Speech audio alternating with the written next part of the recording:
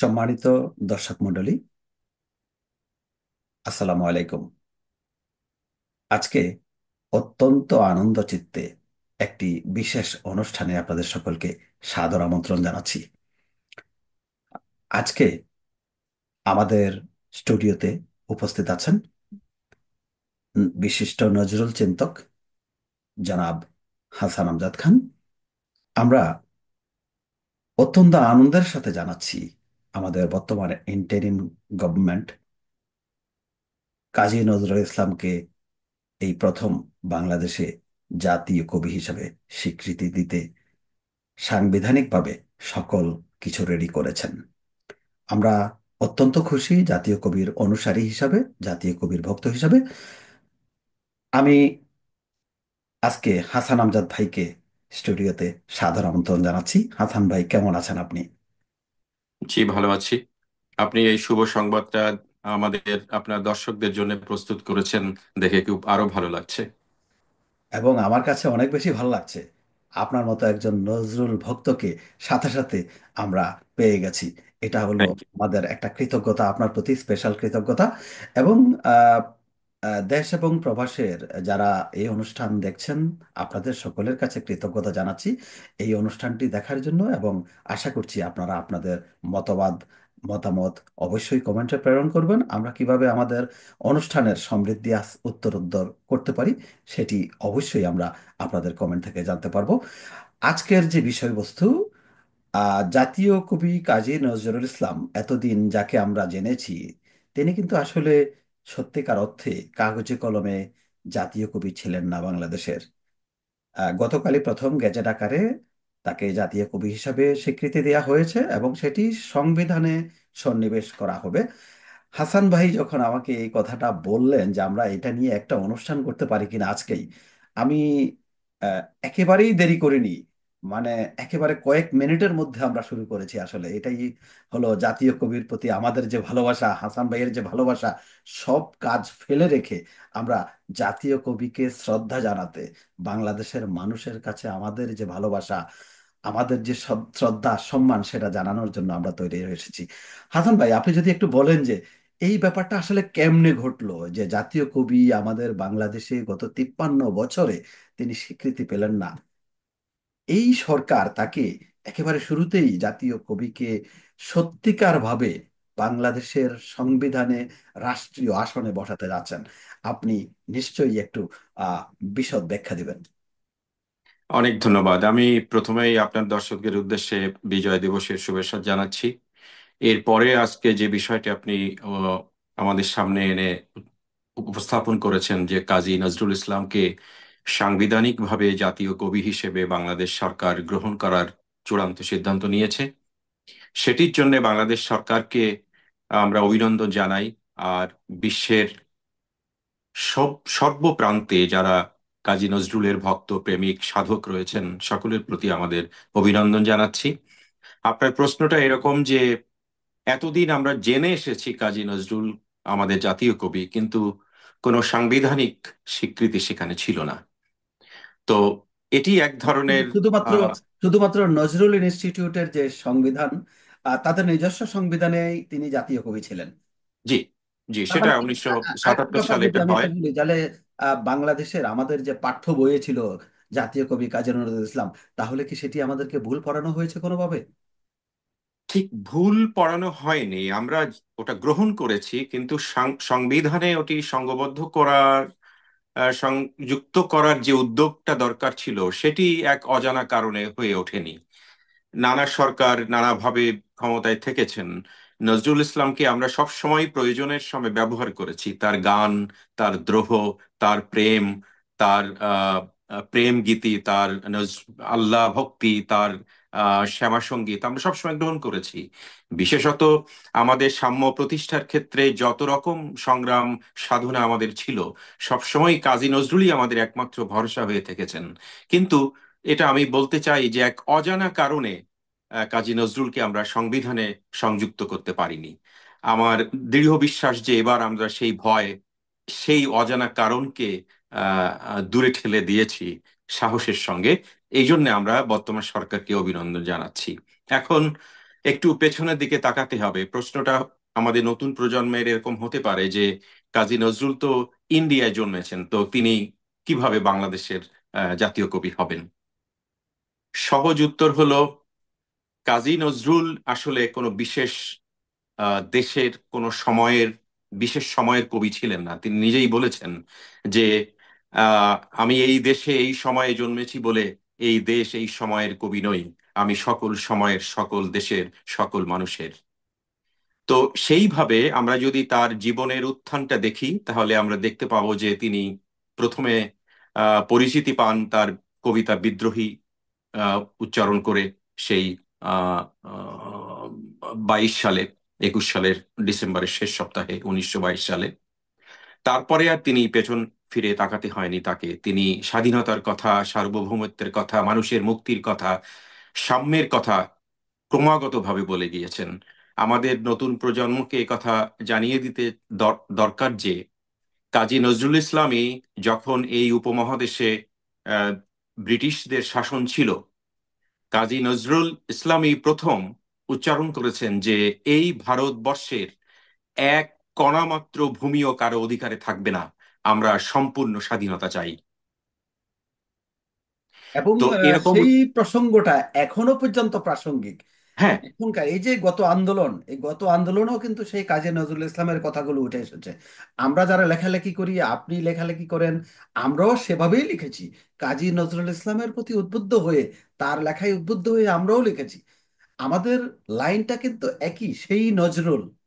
জি, ঠিকই ধরেছেন। কাজী নজরুল সবসময় প্রাসঙ্গিক। তার মানে যে কোনো কাজের জন্য আপনি শুধু মানুষের অধিকার প্রতিষ্ঠা নয়, আপনি মানুষের মতামত, সাম্য, তারপরে প্রেম, তারপরে দ্রোহ, তারপরে ভক্তি, সবকিছুতেই স্রষ্টা ভক্তি, সবকিছুতেই নজরুলকে প্রয়োজন হচ্ছে। ওনার মতো যে দার্শনিক এই আমাদের এই সংস্কৃতির মধ্যে আমি তো আর অন্তত দেখি না।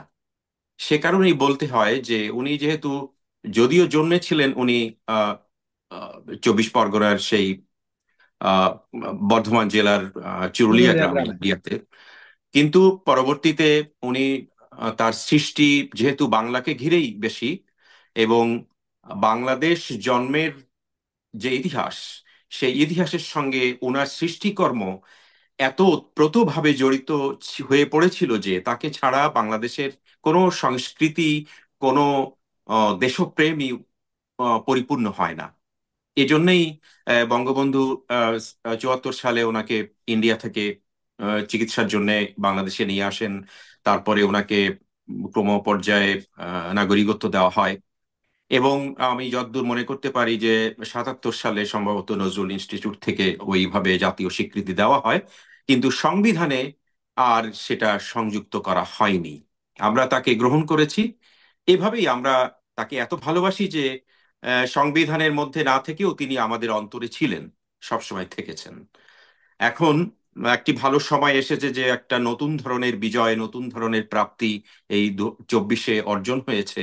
তো আমি প্রথমে গত অক্টোবর 14 তারিখে উত্তর আমেরিকা থেকে ফেসবুকে অনুরোধ জানিয়েছিলাম কর্তৃপক্ষকে যে এখন যেহেতু সংবিধানের সংস্কার কাজ চলছে, তো এখন নজরুলকে সাংবিধানিকভাবে তার মর্যাদাটা দেওয়াটাই সমীচীন হবে, আপনারা দয়া করে উপযুক্ত ব্যবস্থা নিন।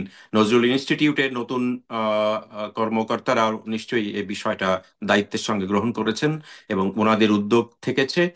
আর অবশ্যই বর্তমান সরকারের সকল উপদেষ্টা এবং প্রধান উপদেষ্টা সহ সকলকেই আমরা অভিনন্দন জানাচ্ছি এই উপলক্ষে।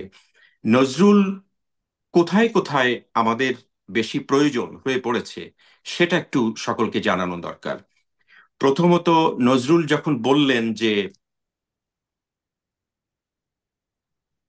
বলবীর, বল উন্নত মম শির, শির নেহারি আমারি নত শির ওই শিখর হিমাদ্রির, বলবীর, বল মহাবিশ্বের মহাকাশ ফাড়ি, চন্দ্র সূর্য গ্রহ তারা ছাড়ি, ভুলোক দুলোক গোলোক ভেদিয়া, ক্ষুদার আসন আরস ছেদিয়া, উঠিয়াছি চির বিস্ময় আমি বিশ্ব বিধাত্রীর, মমরাজ ললাটে রুদ্র ভগবান জলে রাজ রাজটিকা দীপ্ত জয়শ্রীর, বলবীর, বল উন্নত মম শির।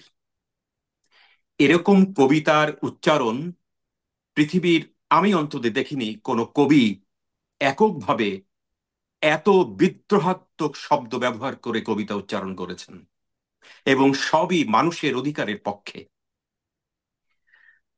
এরকম ওনার, মনে করেন যে এই ওনার এই যে, কবিতাটিতে যেমন বিদ্রোহ রয়েছে, তেমনি ভালোবাসাও রয়েছে, কিন্তু সেই ভালোবাসার ভেতরও আবার বিদ্রোহ আছে।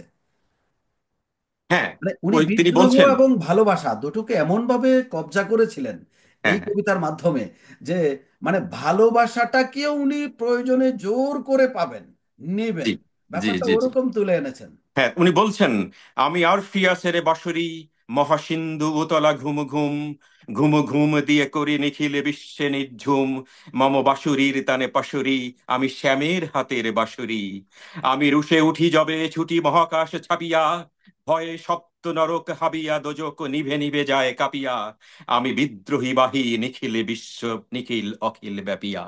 বাহ! তো আবার তিনিই বলেছেন, গাহি সাম্যের গান, জি, হ্যাঁ তিনি তিনি বলছেন, মানুষের চেয়ে বড় কিছু নাই, নাই কিছু মহিয়ান।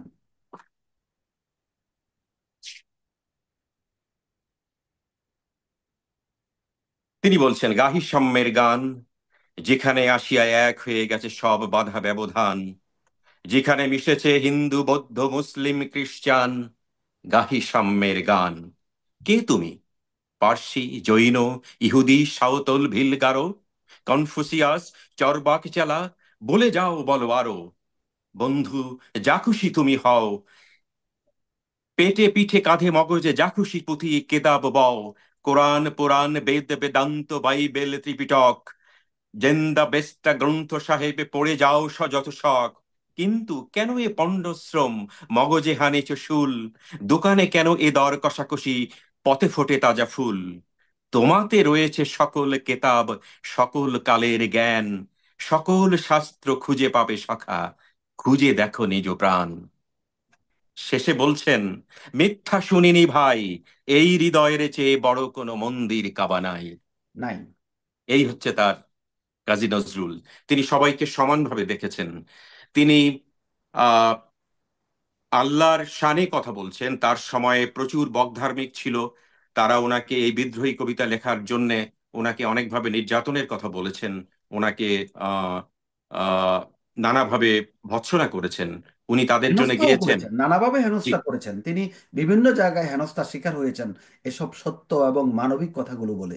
জি, তিনি আসলে তাদের উদ্দেশ্যে গাইছেন গান। আসলে হাসান ভাই, যারা মানবিক কথা বলে তারা কিন্তু সব জায়গায় হেনস্থার শিকার হয়। আপনি যত বেশি মানবিক হবেন তত হেনস্থার শিকার হবেন। নজরুল তারই প্রমাণ। জি, এটা দুঃখজনক মানব সমাজের জন্য। তবে নজরুল সেই সব মানুষদের জন্য যারা ওনাকে ভৎসনা করেছিলেন, বক ধার্মিক লোক, তাদের উদ্দেশ্যে উনি গিয়েছিলেন, আল্লাহতে যার পূর্ণ ঈমান, কোথা সে মুসলমান,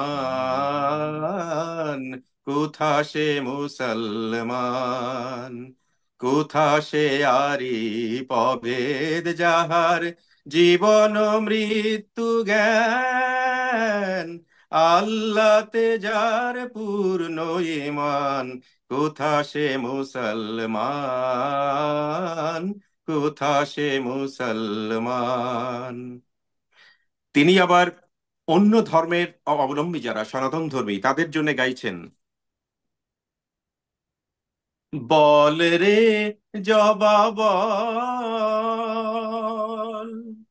কোন সাধনায় পেলি শ্যামা, মায়ের চরণ তল, কোন সাধনায় পেলি শ্যামা, মায়ের চরণ তল, বল রে শ্যামা বল। তিনি সকলের জন্য গাইছেন। তিনি আবার যারা প্রেমিক এই পৃথিবীতে, এই সমাজে, তাদের জন্য গাইছেন, নয়ন ভরা জল গো তোমার,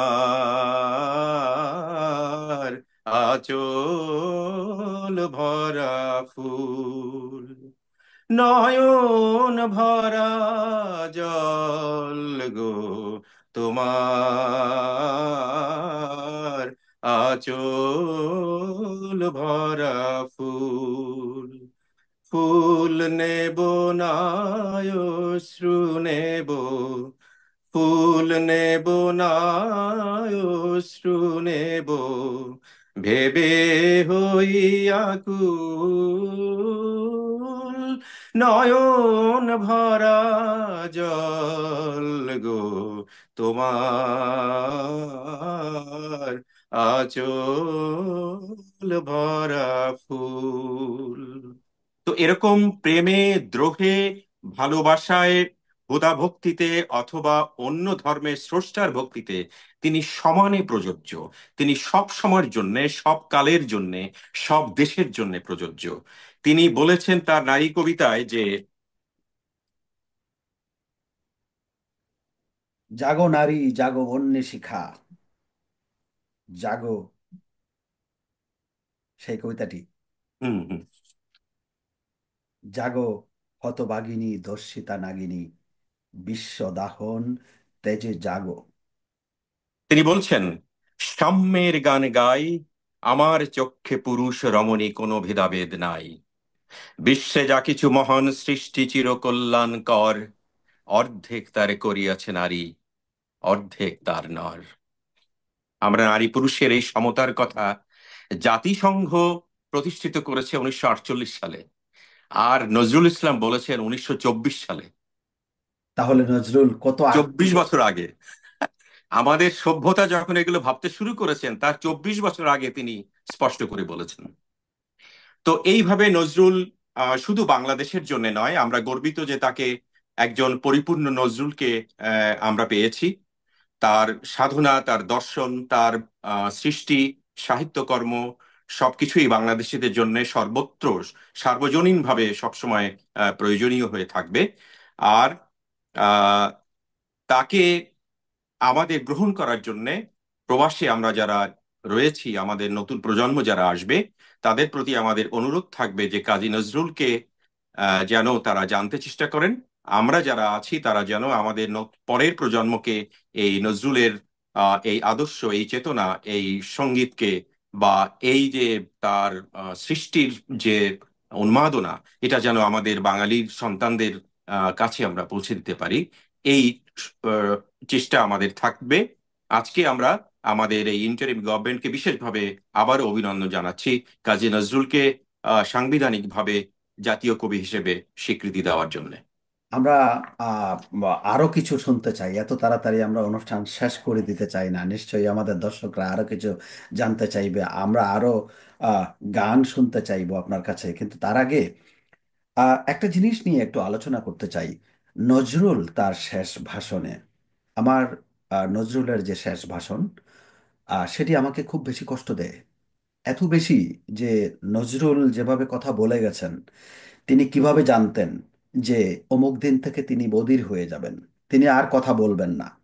এবং সবচাইতে কষ্টের ব্যাপার যে শেষ ভাষণের পরে তিনি কিন্তু আর কোনো কথা বলেননি। এটা কিভাবে হলো? তিনি কিভাবে জানতেন তিনি আর কথা বলবেন না? এটা কিভাবে সম্ভব হলো যে শেষ ভাষণের পরে আর কোনোদিন তিনি কথা বলেননি, কোনো শব্দ করেননি, শুধু চেয়ে চেয়ে থেকেছেন? তিনি বলেছিলেন সেই দিন, তোমাদের পানে চাহিয়া বন্ধু, আর আমি জাগিব না, কোলাহল করে সারাদিন মান, কারো ধ্যান ভাঙিব না, নিশ্চল নিশ্চুপ, আপনার মনে পুরিব একাকী, গন্ধ বিধুর ধূপ। আহ তিনি সেটাই করেছেন। আমি আপনার কাছ থেকে একজন নজরুল চিন্তক, নজরুল গবেষক হিসাবে একটু জানতে চাইব, কাজী নজরুল ইসলাম কি কোনো আধ্যাত্মিক শক্তির অধিকারী ছিলেন? আমি নিশ্চিতভাবে এটা বিশ্বাস করি যে তিনি শুধু আধ্যাত্মিক নন, তিনি অনেক সামনের দিকে দেখতে পেতেন। তিনি সমাজের অনেক কুশাসন, কুসংস্কারকে সামনের দিকে এগিয়ে নেওয়ার জন্য আহ, চেতনাগতভাবে প্রস্তুত ছিলেন। তার মানে তিনি দেখতে পেতেন সমাজে কি পরিবর্তন আসছে, এই সমাজকে কোথায় নিয়ে যাওয়া দরকার। সবসময় তিনি আহ, তার ভেতরে একটা প্রেশার ছিল, আমি বলবো, যে এই হিন্দু মুসলিমের মধ্যে একটা দ্বন্দ্ব সংঘাত হয়ে চলবে। সেই জন্য তিনি সবসময় বলেছেন, আমরা একই বৃন্তের দুটি ফুল, হিন্দু মুসলমান। মুসলিম মোর নয়নমণি, মানে হিন্দু আমার জান। যান, এইভাবে তিনি কল্পনা করেছেন। তো এই রকম যে দৃষ্টিভঙ্গি, যারা সামনের দিকে দেখতে পায় সমাজকে, সংসারকে, জীবনকে, বিশ্বকে, পরিবেশকে, তারাই তো দার্শনিক, তারাই তো ভবিষ্যৎ দ্রষ্টা। তো আপনার নিশ্চয়ই দর্শকদের জন্য আরো একটু, আমার মনে হয় যে নজরুলের যে উনি এত বেশি ইসলামী গান করেছেন, তার আরো একটু শুনিয়ে দেই। আয় মরু পারের হাওয়া, নিয়ে যারে মদিনায়। আয় মরু পারের হাওয়া, নিয়ে যারে মদিনায়। জাত পাক মুস্তফার রওজা মোবারক যেথায়। আয় মরু পারের হাওয়া, বাহ। পড়িয়া আছি সুখে, মাসরে কি মুল্লুকে। পড়িয়া আছি দুঃখে, মাসরে কি মুল্লুকে।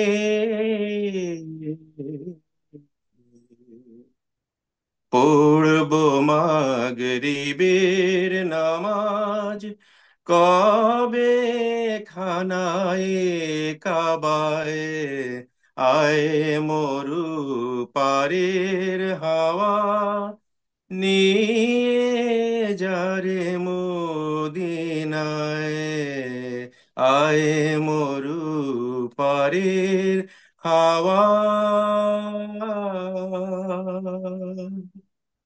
বাহ, কি চমৎকার! আপনার নিশ্চয়ই সেই গানটি মনে আছে, আহ, মোর প্রিয়া হবে। ও, সেটা তো নজরুল সঙ্গীতের সব থেকে বেশি গীত এবং সব থেকে বেশি শ্রুত গান। আচ্ছা, যদি দুই লাইন। আপনার মোর প্রিয়া হবে সোরানি, দেব খোপায় তারার ফুল।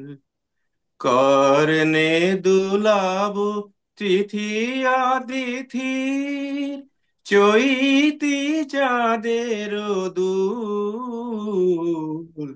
মোর প্রিয়া হবে সোরানি, দেব খোপায় তারার ফুল। মোর প্রিয়া হবে সোরানি, দেব খোপায় তারার ফুল। একটা ব্যাপার, ধন্যবাদ। আমাদের আহ, নজরুলের প্রেমনগর ছিল কিন্তু কুমিল্লা।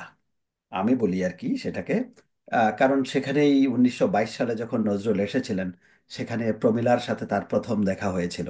তো তখন প্রমিলার পরিবারের চাপে প্রমিলা তার কাছ থেকে দূরে থাকতো, এবং নজরুল তাকে আহ, উদ্দেশ্য করে একটা গান লিখলেন। সেই গানটা কি ছিল? তুমি সুন্দর, তাই চেয়ে তাকি প্রিয়, সে কি মোর সে কি অপরাধ। বড় অপরাধ। এই যে নজরুলের সৃষ্টিগুলো হ্যাঁ, তিনি প্রতিদিন আমাদের। বাংলাদেশের অনেক জায়গায় এসেছেন। বিভিন্ন সময় তিনি একবার ইলেকশনে করেছিলেন, তখন ফরিদপুরে এসেছেন। আমাদের ভোলাতে একবার গিয়েছেন, চিটাগং এ অনেকবার এসেছেন। ওনার তো অনেক বড় একটা কবিতা, সবচেয়ে জনপ্রিয় মজার কবিতা চিটাগং ব্যাপার, বিশ্ববিদ্যালয়। সেই সময়ে নজরুল চট্টগ্রামের সীতাকুণ্ডের পাহাড়ের সেই সর্বোচ্চ চূড়ায় তিনি গিয়েছিলেন, এবং সেখানে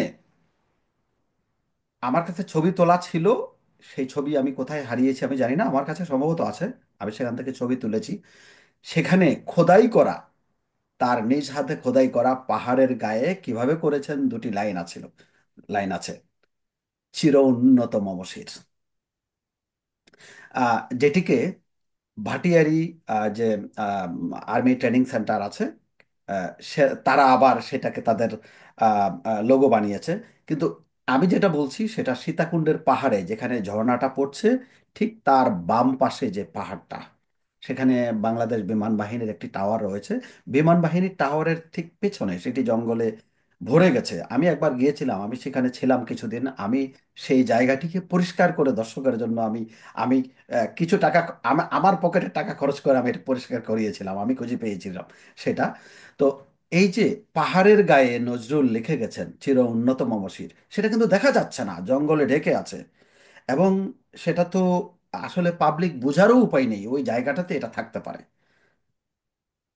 এভাবে নজরুলের অনেকগুলো কীর্তি বাংলাদেশের বিভিন্ন জায়গায় ছড়িয়ে ছিটিয়ে আছে। আমরা আশা করব আহ, আমরা, আপনি, আমাদের পক্ষ থেকে আমরা ইন্টারিম গভর্নমেন্টকে যেমন এখন ধন্যবাদ দিচ্ছি, আমরা তাদের প্রতি কৃতজ্ঞ, আজীবন কৃতজ্ঞ নজরুলের ভক্ত হিসাবে। এবং আমরা চাইব নজরুলের যেসব ছোট ছোট শিল্পকর্ম এখনো উপেক্ষিত রয়ে গেছে, সেগুলোকে, এই নজরুলকে যে বিশেষ মর্যাদা দেওয়া হচ্ছে জাতীয় কবির, সেই সাথে সেগুলোকে সংরক্ষণ করার জন্য দ্রুত এবং সময় উপযোগী ব্যবস্থা নেবেন ইন্টারিম গভর্নমেন্ট। জি, আরো একটু কথা বলে রাখা দরকার যে সাংবিধানিকভাবে এই স্বীকৃতির ফলে নজরুলের আদর্শ শিক্ষা সংস্কৃতিকে আমাদের স্কুল কারিকুলাম বা স্কুল বিশ্ববিদ্যালয় কারিকুলামে অন্তর্ভুক্ত করতে আরো সুবিধা হবে। সুতরাং নজরুলের চেতনাকে আহ, বাংলাদেশের মানুষদের জন্য আরো গাঢ়ভাবে উপস্থাপন বা অনুশীলন করার জন্য সুযোগ করে দেবে আশা করি। বিশেষ করে আপনার সাথে একমত রেখে আমি বলতে চাই যে নজরুলের সাম্যবাদী যে চেতনা, নজরুলের সাম্যবাদী চেতনাগুলোকে যদি আমরা পুরো বাংলাদেশে, আমাদের বাঙালি জাতির মধ্যে, বিশ্বব্যাপী বাঙালিদের মধ্যে এবং অবাঙালিদের মধ্যে যদি আমরা অনুবাদ করে ছড়িয়ে দিতে পারি, এগুলো বাঙালি এবং বাঙালি জাতির জন্য, বাংলাদেশি জাতিসত্তার জন্য অনেক বড় একটি অ্যাসেট হবে বলে আমরা মনে করি। আমরা একেবারে শেষ প্রান্তে চলে এসেছি হাসান ভাই, আর খুব বেশি সময় আমরা নেব না। প্রিয় দর্শক মণ্ডলী, আপনারা যারা দেখছেন, আপনাদের কাছে বিনীত অনুরোধ, আপনারা কমেন্ট করবেন আপনারা কি দেখতে চান প্রবাস থেকে বলছি অনুষ্ঠানে, অথবা আপনি যদি অংশগ্রহণ করতে চান সেটা আমাকে জানাবেন। হ্যালো আমেরিকা 71@gmail.com, এখানে আহ, আপনারা ইমেল করতে পারেন আপনার পরিচিতি সহ। আর যদি মনে করেন যে না সেটা করবেন না, তাহলে আপনি অবশ্যই কমেন্ট করে জানাতে পারেন। আমরা কিছুক্ষণের মধ্যেই বিদায় নিব, তার আগে 2 মিনিটে হাসান আমজাদ ভাইয়ের কাছ থেকে আবার একটু আমাদের এই খুশির দিনে, আমাদের জন্য এটা অত্যন্ত খুশির দিন নজরুলের ভক্ত হিসাবে, নজরুলের আহ, অনুসারী হিসাবে, আরো যদি 2 মিনিট বলেন কিছু। না, এটা যে বৈষম্যের কথা ধরে আমাদের 71 সাল তৈরি হয়েছিল, যে বৈষম্যের কারণে বৈষম্য সৃষ্টি করেছিল এবং বৈষম্য বিরোধী আন্দোলনের ফলে আমাদের এবারকার দ্বিতীয় স্বাধীনতার মতো যে অবস্থা তৈরি হয়েছে দেশের জন্য, আমি অনুরোধ করব দেশের মানুষের জন্যে অন্তত নজরুলের এই চেতনাকে, বৈষম্যহীন সমাজ তৈরিতে নজরুলের চেতনাকে কাজে লাগাবেন সবাই, সর্বস্তরের রাজনীতিকরা, প্রশাসকরা, শিক্ষকরা, সাধারণ জনগণ। তাহলেই নজরুল আমাদের জাতীয় কবি হিসেবে বেশি সার্থক হবেন, এটাই আমি আশা করি। এবং আমরাও দেশে বিদেশে সেভাবেই চেষ্টা করে যাব ইনশাল্লাহ।